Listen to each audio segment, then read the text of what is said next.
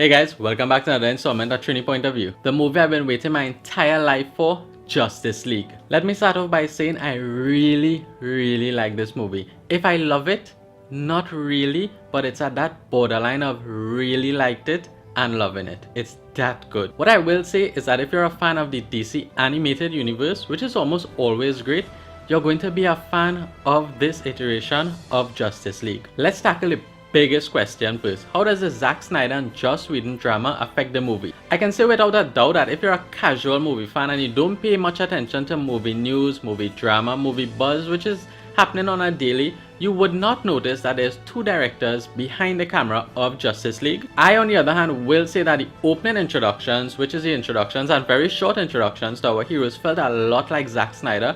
And when it came down to maybe about 40 to 50 minutes into the movie and Superman finally shows up, you actually felt like Joss Whedon was behind the camera, or at least those were the reshoots, because they got a lot more humor and just the colors and everything felt a lot more like that touch of Joss Whedon, whereas the beginning felt very abrupt when it came from scene to scene. It jumped from scene to scene so quickly that you felt that stamp of Zack Snyder. Not to mention, we could also notice when it comes to the reshoots, which were done by Joss Whedon, Ben Affleck, you could actually see the difference in his weight, his face, it was a lot smaller than in the first half of the movie, especially with the humor of the movie also, because in the first half, there really isn't much humor when it comes to the introduction. I mean, it's drizzled here and there, but when Superman, and as I said, the second half of the movie goes along, you could actually feel that humor and it became natural. Now for the cast. After the success of Wonder Woman, I couldn't help but be focused on Gal's performance,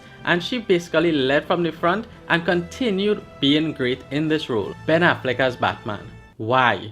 Why must you leave us? I love the development of Batman and how DC is course correcting the use of the world's greatest detective. He's not perfect, but he's getting there. Ezra Miller as the Flash may be you guys' favorite, and that's understandable because he stole most of the scenes that he was in. Most of his humor hit, and as John Schnepp rightfully said, the Flash in this movie is basically the audience. He's just running around so amazed. He's amazed at how he's getting to meet Batman and Wonder Woman and he's in the Batcave, and that's basically us, the audience, geeking out over the fact that we finally have a Justice League. So the Flash is like a representation of the audience in the movie, which I really appreciated. Jason Momoa as Aquaman was really good. I was a bit worried after seeing him in all the trailers, and he was supposed to be like this ultra surfer dude, because in the trailers you'd hear him a couple of times when he says things like alright, and it's like, I don't really need such a strong surfer dude. But you know what, his chemistry, even though he doesn't say those things, the trailers just kind of picked it out and used it a bit much in the trailers itself, so it kind of misled us. Alright, fine, it misled us. And he actually has very good chemistry with the other superheroes when he's among them. There's one scene where Wonder Woman actually uses her lasso on him, and that is such a perfect scene. That was one of the best scenes in the movie. Ray Fisher as Cyborg had the best backstory. As little as it was the best backstory amongst them all. Again, from the trailers, I was a bit worried about how Cyborg was going to look, but you know what? With a mix of CG and motion capture, we got a really good looking Cyborg, and Ray Fisher really backed that up with a good performance. Henry Cavill as Superman, I felt, was underutilized. WB and DC, they need to understand that we, the audience, need more time in these movies with Superman, because in BVS we barely got enough Superman or Clark Kent, and we got the same thing here. And WB and DC, they need to understand we need more Superman in our movies. As I said earlier on, I'm one of those people who actually pay attention to a lot of movie news, and one of the things that really frustrated me was the fact that WB put out this thing where they told the directors and the producers, we want the movie at 2 hours. And I think making a movie such as Justice League with such a huge cast, and I mean huge cast as any superheroes and the actors, that really hurt the film. I'll get more into that in my negatives. So the resurrection of Superman, while being entertaining, it left me wanting more. I wanted a black suit. I wanted a greater battle between Supes and the other heroes. It could have tied into the Fortress of Solitude. There were so many other ways that it could have done it to make me, like nerd out and geek out and man cry in that theater.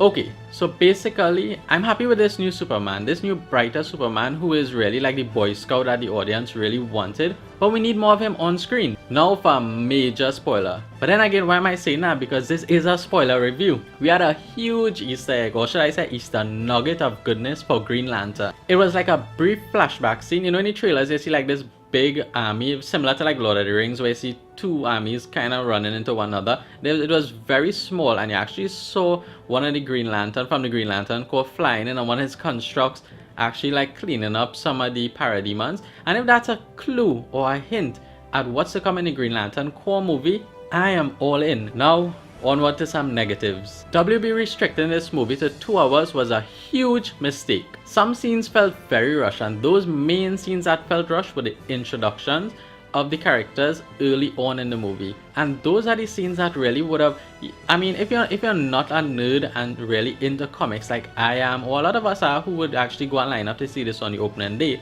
So if you're not that person, you know, you might not know Barry Allen's backstory or Cyborg's backstory. Well, you got a little bit of Cyborg, but Barry Allen, Aquaman, Batman, and Wonder Woman. So, you know, the introduction of these new characters, it was important. And by WB cutting the movie down, because I suspect this movie was probably about 2 hours and 30 to 40 minutes long.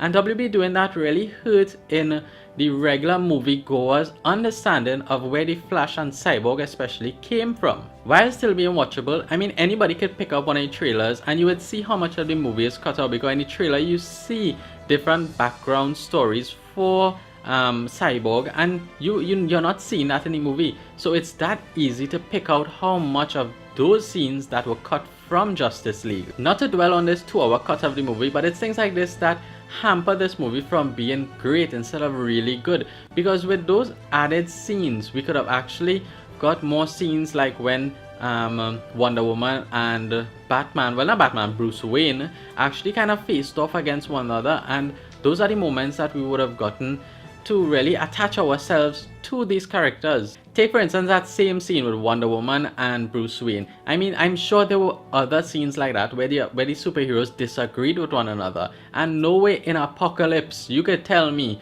that all these heroes would come together and play well right off the bat. There must be disagreements, and there must be different point of views for they to actually get over, because no way Flash and Aquaman, or Flash and let's say Cyborg and Ben Affleck are going to see eye to eye right away.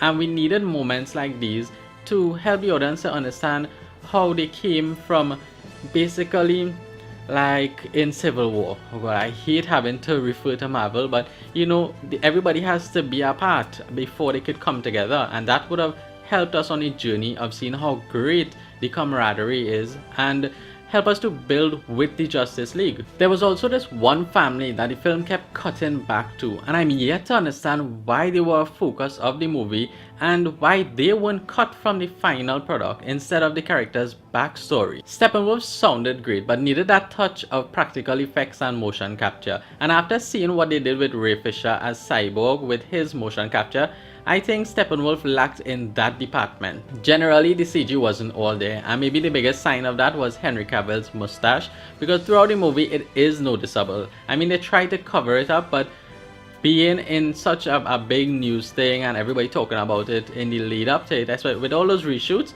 it's definitely noticeable. For my overall thoughts now, I really enjoyed Justice League. It may have its flaws, but it was definitely a step in the right direction. Was it a huge step like Wonder Woman? Not really, but still it was a step in the right direction. One of the highlights of this entire movie is definitely going to be the score. For anyone who grew up watching Batman from 1989 and the Batman cartoons and Superman cartoons, all those Justice League stuff, you are definitely going to get chills when you hear that Danny Elfman Batman score, and it's going to make you nerd out and geek out in that cinema. And you could hear the Batman was a lot more prominent, but you could hear the Superman score underneath it all, and it was like a blessing in disguise. And if you didn't like one aspect of the movie, this is going to combat that aspect tenfold. As for my standout character, I don't have one. I like this Batman who thinks. Wonder Woman still questioning everything and leading in the battles were great. Aquaman being a badass. I mean, Jason Momoa in almost everything is a badass. The Flash was humorous and just like how we know him from those 90s cartoons.